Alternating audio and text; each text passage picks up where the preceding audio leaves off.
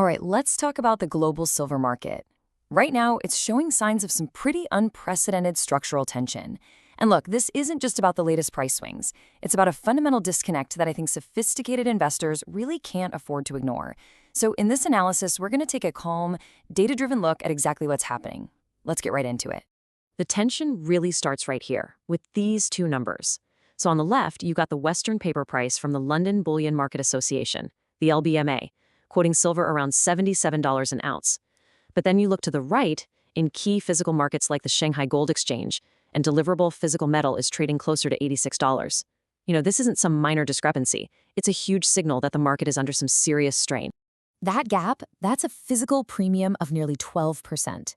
And that number, that 12%, is really the heart of this whole debate. It's a direct signal of physical scarcity, and it makes you ask a really fundamental question. Who is actually setting the price of silver? I mean, when the big industrial users are willing to pay that much more for the actual metal, it suggests they're basically ignoring the paper price. They're just focused on getting their hands on physical supply, no matter the cost. And that brings us to the central question we really need to tackle here. Does this massive widening premium signal that we're on the verge of a structural supercycle, a kind of repricing that could just send silver to some pretty extreme targets? Or is this all just a temporary market strain? Some volatility and weird liquidity issues that could sort themselves out without that explosive outcome. So, to figure that out, here's how we're going to break it down. First, we'll dig into this critical market tension. Then, we'll lay out the bull case, which is really all about some math that seems, well, unresolvable. After that, we'll look at the other side, the cautious case, which is all about managing risk. From there, we'll turn all of this into a practical portfolio strategy, and we'll wrap up with the final decision that every single investor has to weigh for themselves. So let's jump right into Section 1, understanding this fundamental disconnect between the paper silver market and the physical silver market. Honestly, this is the foundation for everything else we're going to talk about. First off, let's be super clear about what we mean by physical premium. It's simply the extra money someone is willing to pay to get their hands on immediate deliverable metal versus just buying a paper contract for it. And it's not just some market quirk. It is a direct, measurable signal of physical scarcity. It tells you flat out that the demand for the real thing is outpacing the supply that's available at that paper price. And look, this isn't just an isolated issue happening in one corner of the world. We're seeing these widening premiums pop up in Shanghai, India, the UAE, and Japan. And this is all confirmed by what's happening right here in the West. We're seeing multi-year inventory drawdowns from major vaults like COMEX. So the key takeaway here is that this is a truly global phenomenon. The industrial users, the folks who actually need the metal for their products, they're prioritizing physical supply, and that's creating this clear and persistent tension in the market. Okay, so let's see how this market tension builds into the bull case in Section 2. And this is an argument that's rooted in some fundamental, data-driven math that some people are calling, frankly, unresolvable. The bull case really starts with demand. And we're talking about a very specific kind of demand, non-elastic industrial demand.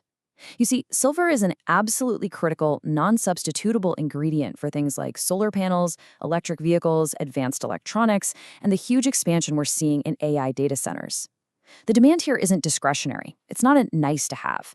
It is mandated by these massive global shifts in infrastructure, and companies just can't put it off. Now, this is where the math becomes incredibly compelling. Just look at this chart. That bar on the left, that represents the entire annual global mine supply of silver. It's constrained at around 820 million ounces. Okay, now look at the bar on the right.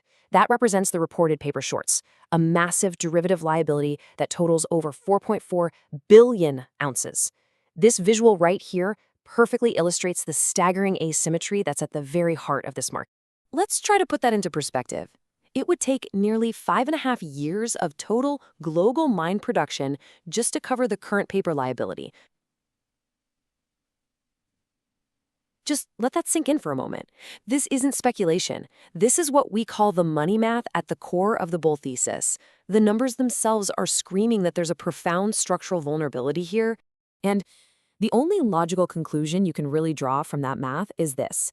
This volume is mathematically unresolvable without a significant price dislocation.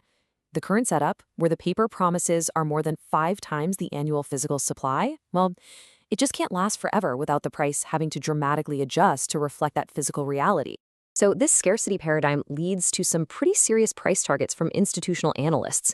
As you can see in that first row, just reaching the next logical resistance level around $150 an ounce implies roughly an 80% upside from here.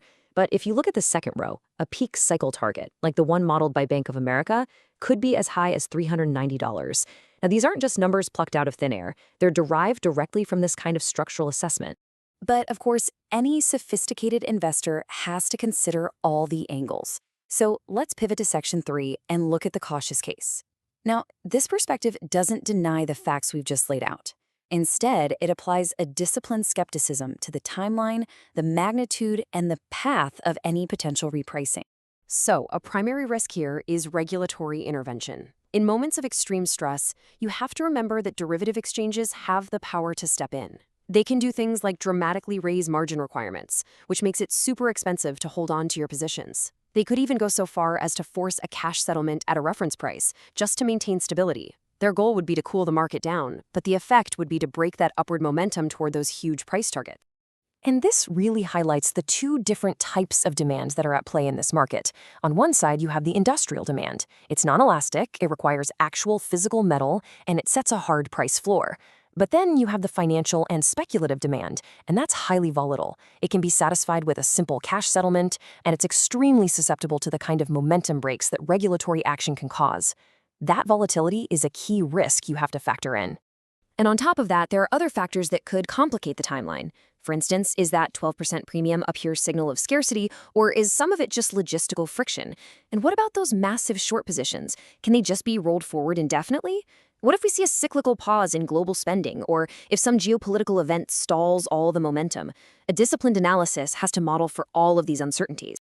So, with both the bull and the cautious cases laid out, let's move into Section 4 and translate all this analysis into an actionable portfolio strategy that a sophisticated investor can actually use.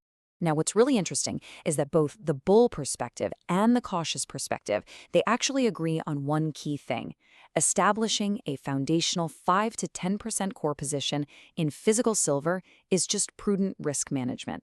This gives you direct, unlevered exposure to that scarcity math and the industrial price floor, and it acts as a really powerful hedge in his portfolio. Now, beyond that core position, you might consider some tactical exposure. This table here compares holding physical bullion versus investing in royalty and streaming companies. Those are the firms that finance miners. And as you can see, physical bullion gives you direct one-to-one exposure with lower volatility. Royalty companies, on the other hand, offer leveraged exposure, but that comes with higher volatility and the kind of equity market risk that's just inherent in stocks. Understanding these trade-offs is absolutely crucial. And that brings us to our conclusion. At the end of the day, the final decision for any investor comes down to weighing the powerful asymmetry of the bull case against the very real volatility that's highlighted by the cautious case. And this slide, I think, just neatly summarizes the entire debate. On the one hand, you have the structural imperative. This view says focus on the unresolvable math and concludes that the greatest risk is simply doing nothing, inaction. Then, on the other hand, you have the volatility reality. This view says focus on managing risk and concludes that the greatest risk is being over-leveraged and not surviving the journey. Both are completely valid ways of looking at the exact same set of facts. So we'll leave you with this final, crucial question. Given all the data, the structural imbalance, and the potential risks, will you choose to align your portfolio with the observable mathematics right now? Or will you wait for further confirmation through the next inevitable wave of market tension? Understanding, of course, that confirmation may come at a much, much higher price. The decision, as always, is yours.